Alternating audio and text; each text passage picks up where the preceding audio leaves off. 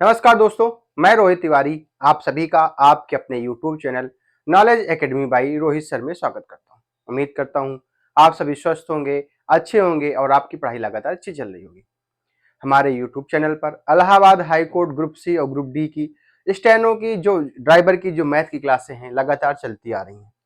आप सभी हमसे जुड़े और जो भी नए जुड़ते हैं चैनल को सब्सक्राइब जरूर कर लिया करें, क्योंकि देखिए अगर आप जो हम प्रश्न 10 से 12 प्रश्न आपको दे रहे हैं प्रतिदिन, अगर आप इन प्रश्नों को सॉल्व कर लिए तो जब भी आप प्रैक्टिस सेट करेंगे या प्रीवियस ईयर सेट सॉल्व करेंगे तो आपको बहुत ही लाभप्रद होगा।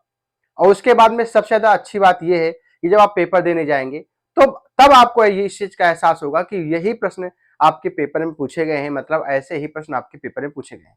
तरीका यही होगा, क्वेश्चन ऐसे ही होंगे, बस थोड़ा सा डिजिट का ही चेंज होगा।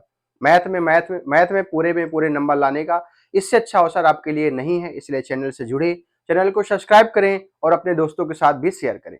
वीडियो को अंत तक देखा करें, क्योंकि कुछ ना कुछ चीजें को ऐसे, जैसे कोई प्रश्न ऐसा आता है उसका तरीका तो बताया जाता है, उसके साथ साथ में कुछ ऐसी चीजें बताई जाती हैं जो आपके 10-12 प्रश्नों को अपने आप हल कर देती हैं। कुछ तरीके, कुछ ट्रिक्स वो अलग से बताई जाती हैं। और मैं कभी कभी प्रश्न, जैसे 10 प्रश्न हो गए तो 1-2 प्रश्न ऐसे देता हूं जो आपके पेपर के लिए सबसे ज्यादा इंपॉर्टेंट होता है, वो मैं ऐसे बता देता हूँ। हो सकता है इसमें ना हो, लेकिन मैं ऐसे बताने की कोशिश करता हूँ। चलिए हम लोग स्टार्ट करते हैं पहले प्रश्न से और नए दिन से। पहला प्रश्न है, देखो ऐसा प्रश्न हम 2-3 बार बता चुके हैं, ऐसा प्रश्न हम आपको 2-3 बार बता चुके हैं, लेकिन फिर भी अगर इसमें भी कुछ होंगे इसी वीडियो से जुड़ रहे होंगे उनके लिए भी अच्छी चीज है। देखिए इन दो संख्याएं हैं, इनका अनुपात 3:4 है और इनका एचसीएफ, इन्हीं का एचसीएफ 5 है। देखिए एक संख्या है 10, एक संख्या है 15। समझिएगा, अगर इसके फैक्टर करें तो 2 × 5, इनके फैक्टर करें 3 × 5। ये हमने अपने मन से एक ऐसे बताने के लिए आपको समझाया। अब आप एक चीज ये बताइए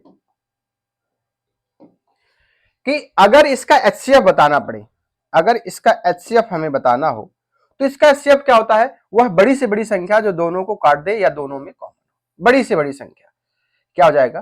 5। वहीं पे एलसीएम की बात करें, तो जो एचसीएफ होता है वो तो होता ही होता है, दोनों में जो कॉमन होता है, जो दोनों में कॉमन होगा वो तो लिया जाएगा। उसके बाद जो शेष संख्या बचेगी और 3 × 2, ये हमारा एलसीएम हो जाएगा। अब आप ये बताइए इस प्रश्न में अगर यहां अनुपात ये है और अगर एचसीएफ 5 दे रखा है, तो अगर इसमें से कुछ कॉमन होता तो अपने आप एचसीएफ पे पहुंच जाता। अब इसके अलावा कुछ कॉमन नहीं है, तो अगर हमें इसका एलसीएम बताना है तो ये तो 5 तो रहेगा ही रहेगा, क्योंकि कॉमन है, एचसीएफ कॉमन ही होता है। बाकी जो बची संख्या होती है वो भी इसमें मल्टीप्लाई कर देंगे तो हमारा एलसीएम निकल के आ जाएगा 4 × 3, 5 को 20, 3 60, ये हमारा एलसीएम हो जाएगा। ठीक है, अब जब भी इस प्रश्न को, ऐसा प्रश्न आपके सामने आए, तुरंत ही ऐसे प्रश्नों को इस तरीके से सॉल्व करना है। अगला प्रश्न देखिए, अच्छा प्रश्न है, अगर आप तरीके सॉल्व करेंगे तो आप फंस जाएंगे। हम कहते हैं एक्स को छोड़ो, एक्स के आगे बढ़ो, अलग अलग तरीके से प्रश्न करने की कोशिश करो, लेकिन आप समझते नहीं है। एक वस्तु है को 16% लाभ पर बेचा गया, कोई वस्तु मानेंगे आप, एक्स वस्तु मानेंगे, इसको 16% लाभ पर बेचेंगे, 116/100 करेंगे। ठीक है, ऐसा करेंगे। फिर उसका 200 अधिक मूल्य पर बेचा जाता है। अब इसको 200 अधिक मूल्य पर बेचेंगे तो हमें 220% का अधिक लाभ मिलता है। तो 120, वो पहले 12% का मिल रहा था, जितने का भी मिल रहा हो फिर 120% का मिलेगा, आप फंस जाएंगे। लेकिन अगर इन प्रश्नों को सॉल्व करेंगे तो कैसे सॉल्व करेंगे ये बताइए। हम कह रहे हैं अगर वस्तु की कीमत 100 रुपया रही होगी तो अगर 16% लाभ पर बेचा तो हमें 16 रुपया का लाभ हुआ। उसके बाद में 200 रुपया अधिक मूल्य पर बेच रहे हैं, 200 रुपया अधिक मूल्य पर बेच रहे हैं तो उसको अलग रखने दो ना, वो मूल्य है, ये प्रतिशत है, तो हमें 20% का लाभ मिलता है। तो यहां से कितना ज्यादा लाभ हो गया? 100 का 20%, 20, 4।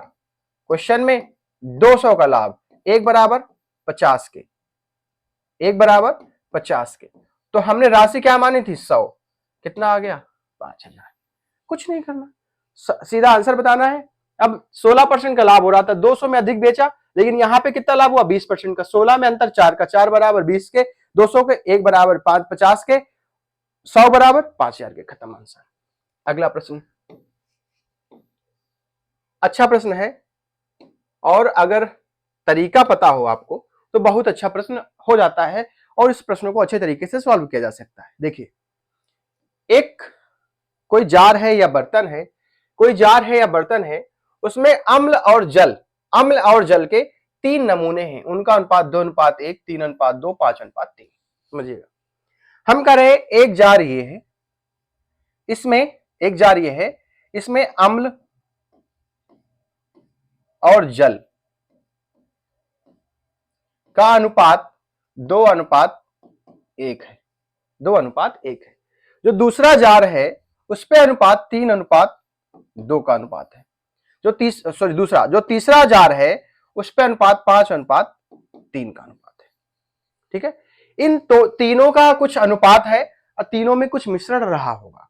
अब कह रहा है कि उन तीनों नमूनों को बराबर मात्रा में मिलाकर एक मिश्रण बनाया जाता है, उस मिश्रण में अम्ल तथा जल का अनुपात बताइए। अब इन तीनों को मिलाकर के तीनों की बराबर बराबर मात्रा, समझिएगा, तीनों की बराबर बराबर मात्रा मिलानी है, तो बताइए कि जब तीसरे बर्तन में चौथे बर्तन में एक साथ सभी को मिला दिया जाएगा तो अम्ल और जल का अनुपात क्या होगा, ये बताना है। तो अगर हम यहां पे देखें तो पहले वाले में अगर अनुपात से जोड़ें तो पहले वाले में टोटल मिश्रण था 3, दूसरे वाले में टोटल मिश्रण था 5, और तीसरे मिश्रण में तीसरे वाले जार में टोटल मिश्रण था 5 3 8, यहां पे 3 2 5, यहां पे 2 1 3। ठीक है, अब क्या कह रहा है वो, तीनों मिश्रण बराबर होने चाहिए। जब तीनों मिश्रण बराबर होने चाहिए तो 8 5 और 3 का एलसीएम मान लेते हैं। 8 5 3 का एलसीएम 8 पंचे 40 और 120, 120 हो जाएगा आपका एलसीएम। तो अगर हमें इसको 120 बनाना है तो 40 से मल्टीप्लाई करेंगे, 120 हो जाएगा। अगर यहां पे इसको 120 बनाना है तो 24 से मल्टीप्लाई करेंगे, 5 को 20 और 5 10 तो 12, 120 हो जाएगा। अगर इसको हम 120 बनाने, देखिए 120 ये भी हो गया, 120 ये भी हो गया, और हमें इसको 120 बनाना है 15 कर दिया। अब देखिए तीनों में मिश्रण बराबर हो गया, लेकिन अनुपात अनुपात अब ये बताइए, अगर हमने इसमें 40 का मल्टीप्लाई किया है तो हमें अनुपात में भी 40 का मल्टीप्लाई करना पड़ेगा, हमें अनुपात में भी 40 का मल्टीप्लाई करना पड़ेगा। तो देखिए, अगर यहां से 40 का मल्टीप्लाई करेंगे इसमें और इसमें, ठीक है, तो यहां पे आ गया 80 और ये आ गया 40। अब यहां पे 24 का मल्टीप्लाई किया, ये कितना हो जाएगा 72, ये हो जाएगा 48। ठीक है, यहां पे 15 का मल्टीप्लाई किया तो 15 पचे 75, 15 3 45।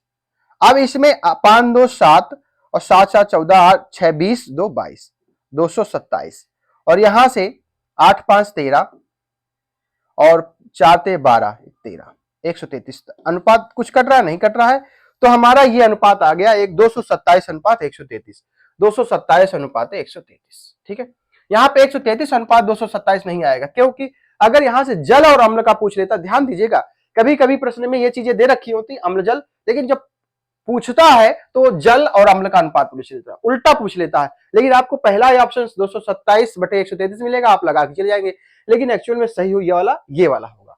अभी तो यहाँ पे ये वाला सही नहीं होगा, लेकिन जब जल और अम्ल का पूछ लेता तो ये आंसर सही हो जाता। ये चीजें इसलिए कहते हैं प्रश्न को पूरा पढ़ना अनिवार्य है। अगला प्रश्न, ये चीजें समझ में आई होंगी। हमने क्या किया, अम्ल और जल का मिश्रण टोटल बराबर कर लिया। जब हमने बराबर किया तो बराबर करने के लिए हमने अगर इसमें 40 का मल्टीप्लाई किया था तो हमें रेशियो में भी 40 का मल्टीप्लाई करना पड़ेगा। वैसे ही अगर हमें यहाँ पे 24 का मल्टीप्लाई करना पड़ा था तो हमें इसके रेशियो में भी 24 का मल्टीप्लाई करना पड़ा। अब अम्ल को अम्ल के साथ जोड़ दो, जल को जल के साथ जोड़ दो, आपका आंसर निकल आएगा। अगला प्रश्न, अच्छा प्रश्न है और आपके पेपर में ये एक ना एक प्रश्न जरूर आएगा, एक ना एक प्रश्न जरूर आएगा। देखिए कैसे, पहले तो इस बात को समझ लेते हैं। इस प्रश्न में करा युगपत रैखिक समीकरण 2x - 3y = 3, 6x - 9y = 18 के कितने हल होंगे। देखिए कितने हल होंगे, एक चीज आप नोट कर लीजिए, a1/a2 नॉट इक्वल b1/b2 इसके अद्वितीय हल होते हैं।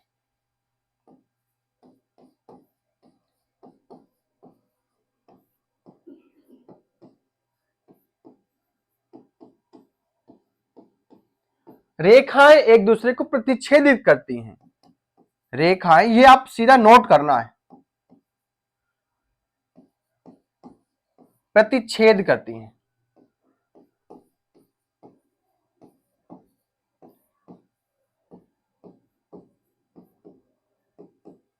ठीक है, अगर यहां पे कह दे A1 अपान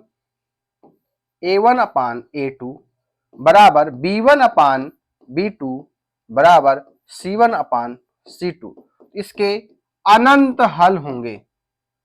क्या होंगे? अनंत हल होंगे। डायरेक्ट ऐसे प्रश्न पूछता है, अनंत हल होंगे। ठीक है, यही कहते A1 अपान A2 बराबर B1 upon B2 not equal C1 upon C2, कोई हल नहीं होंगे।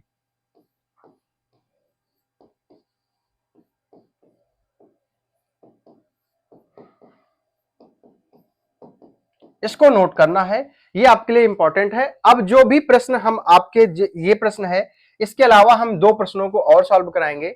इसके अलावा हम दो प्रश्नों को और सॉल्व कराएंगे। उसके बाद में दो तीन, हर मतलब कि हर जो वीडियो आएगा उसमें एक प्रश्न जरूर इसका रख देंगे, ताकि आपको ये चीजें याद हो जाएंगी और आपको ये चीजें का प्रश्न आपको मिलता है पेपर में, जिसको सॉल्व करके आसानी से निकल जाएंगे।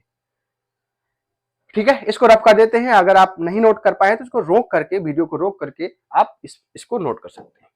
देख, इसमें जो अनंत वाले में था दोनों संपाती होते हैं, इसमें प्रतिच्छेद ही नहीं करती है। ठीक है, जैसे ये प्रश्न है, इसको ऐसा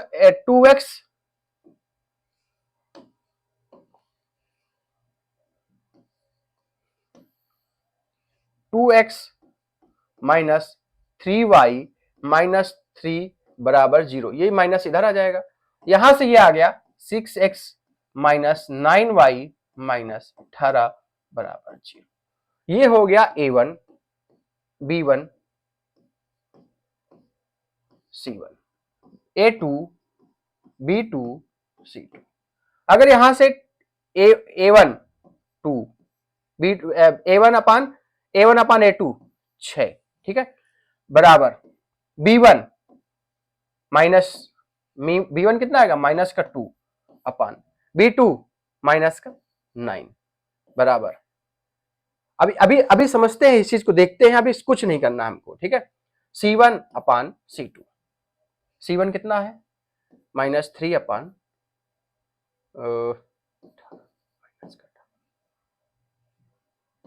ठीक। अब यहां से एक चीज ये देखते हैं, देखिए यहां से 2/6 मतलब 1/3 और 2/9, ये इसका मतलब क्या हो जाएगा? नॉट इक्वल हो जाएगा। जैसे दोनों एक दूसरे के नॉट इक्वल है, A1 upon A2 not equal B1 upon B2, तो इसका आंसर हो जाएगा, इसके अद्वितीय हल होंगे। इसके अद्वितीय हल होंगे और आप इस प्रश्न को सॉल्व करके आगे निकल जाएंगे। ठीक है, अगला प्रश्न, इसी में एक प्रश्न हम दे देते हैं आपको। कॉपी कहां गई वो वाली? इसमें मैंने प्रश्न को नोट कर रखा था। देखिए क्या है प्रश्न है, x माइनस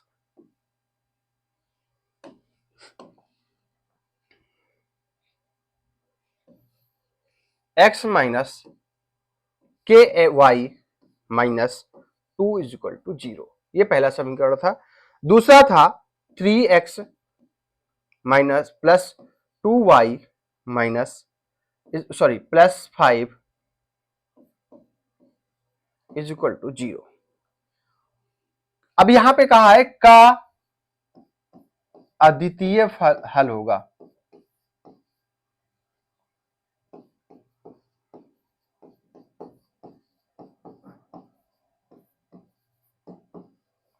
का अद्वितीय हल होगा, पहले से उसने बता दिया।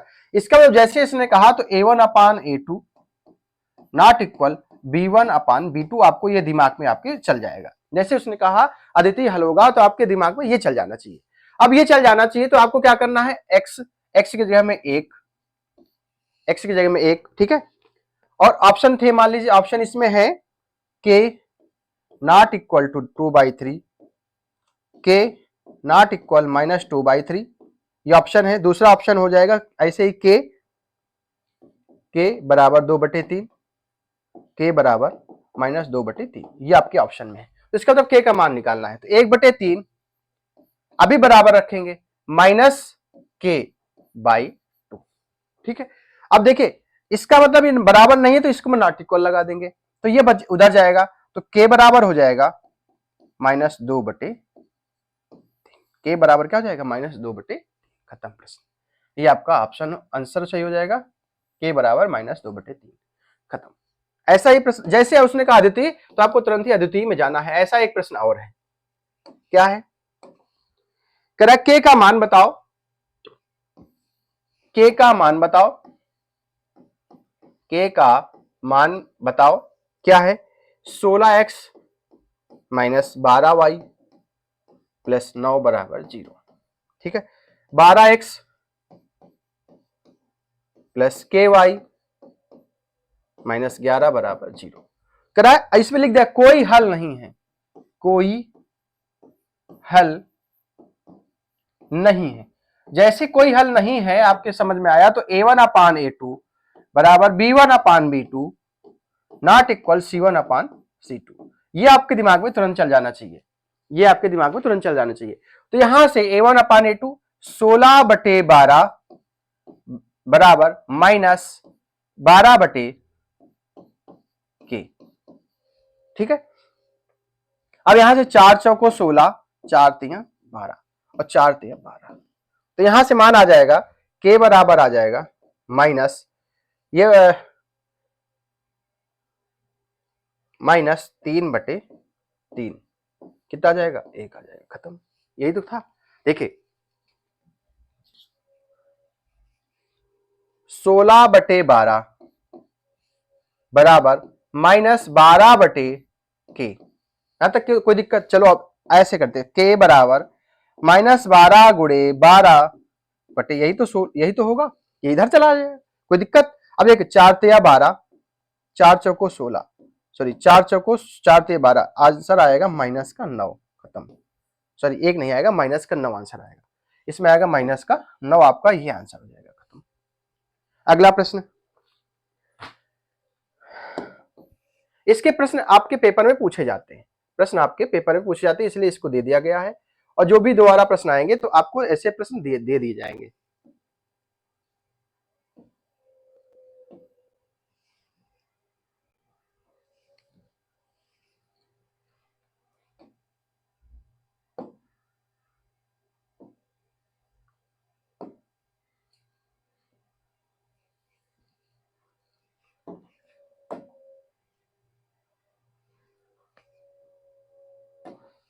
छह नंबर क्वेश्चन, एक व्यक्ति अपनी यात्रा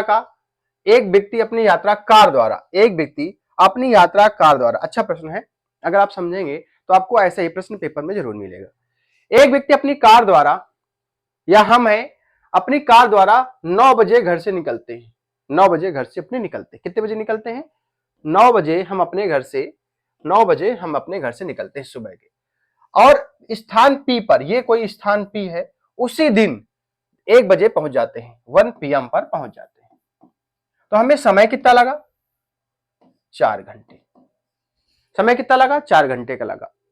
ठीक है, यदि वह कार को 60 किलोमीटर प्रति घंटे की चाल से चलता है तो 60 किलोमीटर, अब यहां से कह रहा है 60 किलोमीटर प्रति घंटा की चाल से चल रहा है, तो 60 × 4 घंटे में पहुंच जाता है। इसका मतलब दूरी कितनी है, 240 किलोमीटर। यहां से यहां तक की दूरी कितनी है, 240 किलोमीटर। ठीक, दूरी पता चल गई। करा यदि इस स्थान पर, यदि यही व्यक्ति 9 बजे चला और उसको पहुंचना कितने बजे है, 12 बजे, 12 बजे उसको पहुंचना है, उसको 12 बजे पहुंचना है, 12 बजे पहुंचना है, तो उसको अपनी चाल कितनी बढ़ानी पड़ेगी, तो 240 किलोमीटर की दूरी चलनी है, कितने समय में पहुंचना है, भाई दूरी पता चल गई, 9 3 12, 3 घंटे में पहुंचना है। कितना आ गया, 80 किलोमीटर प्रति घंटा। तो पहले चल रहा था 60 किलोमीटर प्रति घंटा से, अब चल रहा 80 किलोमीटर प्रति घंटे से, इसका मतलब उसको अपनी चाल कितनी बढ़ानी पड़ेगी, 20 किलोमीटर प्रति घंटे बढ़ानी पड़ेगी। खत्म। देखिए एक व्यक्ति 9 बजे चलता है और 4 घंटे में 1 बजे पहुंच जाता है, यही तो कहा है 1 बजे पहुंच जाता है, इसका मतलब हमने अपने मन से निकाला कि 4 घंटे पहुंच गया होगा, लेकिन कह रहा तब उसकी चाल जो है 60 किलोमीटर प्रति घंटे थी जब 4 घंटे पहुंचा था, इसका मतलब उसने 4 घंटे में 240 किलोमीटर की दूरी तय करी। अब उसी स्थान पर 12 बजे पहुंचने के लिए उसकी स्पीड क्या होनी चाहिए? तो 12 बजे पहुंचने के लिए 240 किलोमीटर की दूरी चलेंगे हम, 3 घंटे में पहुंचना है, तो 80 किलोमीटर प्रति घंटे की रफ्तार से हमारी रफ्तार होनी चाहिए। तो पहले 60 थी, अब 80 हो गई, कि तो हमें कितनी बढ़ानी पड़ी? 20 किलोमीटर प्रति घंटे की चाल से रफ्तार अपनी बढ़ानी पड़ी। अगला प्रश्न 7 नंबर, रमेश ने एक गैस स्टोव खरीदा और इसकी मूल कीमत से 10% कम भुगतान किया। 10% कम भुगतान किया। एक चीज ये बताइए, सबसे अच्छा तरीका देखो जो हम बताते आ रहे हैं वही करना, लेकिन अगर आपको सोचना हो एक्स से, हम कह रहे हैं एक्स से तो जाना ही नहीं है, ठीक है, एक्स से जाएंगे तो आप फंस जाएंगे। हमने कहा 100 रुपए की वस्तु थी, उसने 10% कम भुगतान किया, इसने इसका मतलब कितना भुगतान किया? 90 रुपए का भुगतान किया। 10% का 100 का 10% 90, 10 ही होता है तो 10 कम हो जाएगा, तो 90 रुपए का भुगतान किया। अब हमने ये 100 रुपए की कीमत की थी, 100 रुपए की कीमत की ये वस्तु थी, ठीक है, हमने इस पे 10% कम भुगतान किया, मतलब इस वस्तु को 100 रुपए की ये वस्तु थी, हमने कहा इसको हम खरीदेंगे 90 रुपए में, 10% कम में खरीदेंगे। अब हमने यहाँ पे ये 90 रुपए में खरीदी, ये मेरा क्रय मूल्य हो गया। हमने किसी और से खरीदी, लेकिन वो उसका क्रय मूल्य कुछ रहा होगा, लेकिन ये मेरा क्रय मूल्य हो गया 90। अब हम कह रहे हैं इस वस्तु को 30% लाभ पर बेच देते हैं, तो 90 का 30%, 90 का 30% कितना होता है? 90 का 30% 27, कितना हो जाएगा? 117। अब वो कह रहा रमेश ने मूल कीमत पर कितना लाभ कमाया? इस रमेश ने इस कीमत पर कितना लाभ कमाया? 17% कमाया, खत्म। 17% कमाया, कोई दिक्कत ही नहीं है। रमेश ने मूल कीमत, जो मूल कीमत थी उसने जो भुगतान किया उस पर नहीं, जो उसकी मूल कीमत थी उस पर कितना लाभ कमाया? 17% का लाभ कमाया, खत्म। अगला प्रश्न, एक परिवार में, देखिए अच्छा प्रश्न है, एक परिवार में 8 सदस्यों की औसत उम्र 25 वर्ष थी। समझिएगा, एक परिवार में 8 सदस्य थे, कितने थे? 8 सदस्य थे, उनकी औसत उम्र 25 साल थी। आप क्या करेंगे, 8 लोग थे, उनकी औसत उम्र 25 थी, इसका मतलब सभी 8 लोग 25-25 साल के रहे होंगे, ये औसत है, औसत है। तो 25 गुणे 8 बराबर 200। आप ऐसे सॉल्व करते हैं कि हमने कहा कि कुल उम्र अगर रही होगी 8 लोगों की 25-25, तो 25 अट्ठे 200, इसका मतलब 200 साल रही उम्र सभी लोगों की मिलाकर के। एक व्यक्ति, एक व्यक्ति जो 11 साल का जा रहा है, एक व्यक्ति जो 11 साल का जा रहा है, जब 11 साल का गया तो कितना बचा? 189 बचा। अब करा इन 7, अब बचे कितने लोग? एक लोग चला गया तो 7 लोग बचे, उनका औसत, तो आप क्या करते हैं? 7 से भाग देते थे, आपका आंसर निकल के आ जाता है, आपका आंसर निकल के आ जाता है। ऐसे सॉल्व करते हैं। लेकिन जब ये चीजें हो जाएंगी, 4 लोग गए, 5 लोग गए, फिर 3 लोग आ गए, तब आपको थोड़ी सी कठिनाई होती है। लेकिन अगर इन सबको सिर्फ आप सोचें, इन प्रश्नों को सिर्फ आप सोचें, तो आप प्रश्न का आंसर निकाल सकते हैं। कैसे? देखिए, 8 लोग थे, कितने लोग थे? 8 लोग थे, उनका औसत 25 था, उनका औसत 25 था। अब एक जा रहा है 11 साल का, अगर वो व्यक्ति 25 साल का ही होता, समझिएगा, हम कह रहे हैं हमारे घर में 8 लोग थे और 8 लोगों की औसत उम्र, ये भाई बराबर तो सबकी उम्र होगी नहीं, लेकिन कुछ 52 साल के होंगे, कुछ 25 साल के होंगे, कुछ 11 साल के होंगे, कुछ 17 साल के होंगे, लेकिन औसत देखा जाए सभी को मिला करके तो सभी की उम्र 25 साल रही होगी। अगर एक व्यक्ति 11 साल का हमारे घर से जा रहा है तो औसत पर क्या प्रभाव पड़ेगा? अगर एक व्यक्ति 11 साल का जा रहा है, अगर वो व्यक्ति 25 साल का ही जा रहा होता तो हमारे जो बचे 7 लोग हैं उन पर औसत पर कोई प्रभाव नहीं पड़ता। समझाने में देर लग रहा है, लेकिन आप प्रश्नों को जल्दी समझ जाएंगे। अगर 25 साल का ही जाता तो औसत पर कोई प्रभाव नहीं पड़ता, जो बचे 7 लोग थे उनका भी औसत 25 ही होता, क्योंकि 25 तो ले गया आपने, लेकिन वो 11 गया। कितना गया? 25 औसत था, लेकिन वो 11 गया। कितना? 11, 14 छोड़ के गया। 14 छोड़ के किसको गया? उन 7 लोगों को गया, तो उनका 2-2 औसत बढ़ जाएगा, इनका 2-2 औसत बढ़ जाएगा, 2-2 औसत बढ़ जाएगा, तो 25 से कितना हो जाएगा? 27 हो जाएगा, खत्म। सोचना है, सिर्फ लिखना नहीं है, सोचना है। 8 लोग थे, 8 लोगों का औसत 25 था, अगर 11 का गया 25 का जाता तो हमारे औसत पर कोई प्रभाव नहीं पड़ता। 11 का गया तो 11 का गया, बचे कितने? 7, छोड़ के कितना गया? 14 साल गया, 7/2, सॉरी 14/2, 14/7, तो 2-2 बढ़ जाएगा औसत, 25 से कितना हो जाएगा? 27 हो जाएगा, खत्म प्रश्न का आंसर। 9 नंबर, अच्छा प्रश्न है।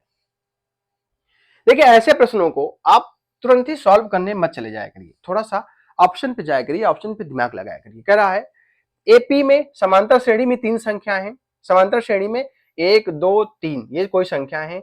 इन संख्याओं का योगफल 27 है और गुणनफल 648 है, और गुणनफल 648 है। तो संख्याएं क्या है, तो संख्याएं क्या है समझिएगा। अगर हमको ऑप्शन से करें, तो अगर ऑप्शन से गुणा करें, पहले सबसे पहले तीनों संख्याओं को गुणा करें, तो देखिए 6 3 18, 8 दूनी 16, क्या ये मिल रहा है, क्या नहीं मिल रहा है। 9 दूनी 18, 8 3 24, क्या मिल रहा है, क्या नहीं मिल रहा है। 5 दूनी 10 और 10 3 30, जीरो आना चाहिए, ये नहीं मिल रहा है। हमारा यही ऑप्शन सही हो जाएगा। 9 छंग 54, 4 दूनी 8, ये ऑप्शन में मिल रहा है। उसके बाद में 9 8 9 6 15, 15 12 कितना होता है 27, इसका योग भी मिल रहा है, योग भी मिल रहा है। इसका मतलब हमारा यही ऑप्शन सही है। और एज इट इज यही प्रश्न आपके पेपर में previous year Allahabad high court group C, group C का पेपर था, उसमें एज इट इज, अब मुझे याद नहीं किस सन का था, लेकिन एज इट इज यही प्रश्न था। आपको लगेगा मैं अपने मन से ऑप्शन दे दिया हूं, जो उसमें ऑप्शन है वही ऑप्शन इसमें भी दे रखा है। ऐसे प्रश्नों को सॉल्व करना, अगर चीजें आपको नहीं दिमाग काम कर रहा है तो आप तरीके से भी सॉल्व कर सकते हैं। देखिए जो एपी होती है उनमें सार्व अंतर डी होता है, मतलब बराबर बराबर, अगर 2 5 7 9 इस तरह से चलेंगे, 2 4 6 8 10 चलेंगे, या 3 5 7 2 का अंतर, जितना जितना का अंतर पहले दूसरे में होगा वही अंतर चला जाएगा। तो अगर संख्या एक ए हो जाएगी तो दूसरी क्या हो जाएगी, ए माइनस डी, और तीसरी संख्या हो जाएगी ए प्लस डी।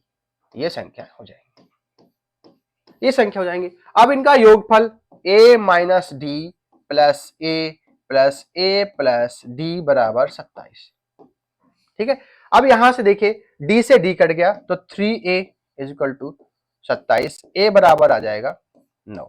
जब a बराबर 9 आ जाएगा तो यहां से 9 का रखेंगे, 9 रखेंगे।